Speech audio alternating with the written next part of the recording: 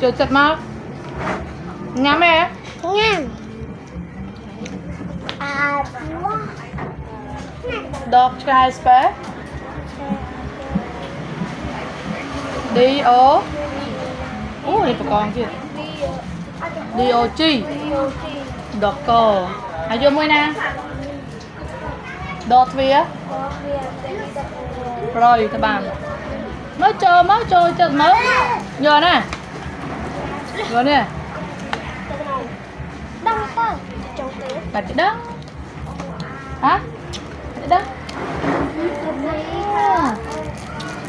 Tới. Không biết đâu đâu mũi chúa. À đây nhân gì nhắm biết mơ mọt đấy lồi à thôi ai mày mơ này à bây giờ ai mày mơ mọt này prap mơ mạ khơi nhon nhắm ấy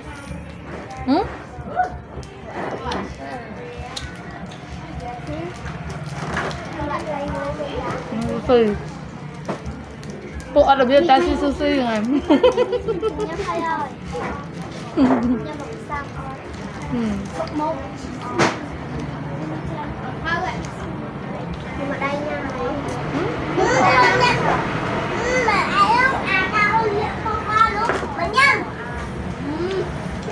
nè ê tao rồi mạch họ biết chị ấy nè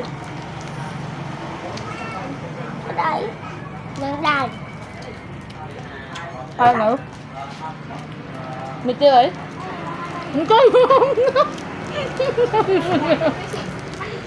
đây là môn con nhận mua chưa ông ăn nhận mua chết giờ nè là trong mà nó vô hai luôn ăn trên chakra tụi mơ ôn ông riêng cái trong nè từ tụi mơ ôn tập rồi mâm chả giờ nào bây giờ nè từ đó là good afternoon everyone say good afternoon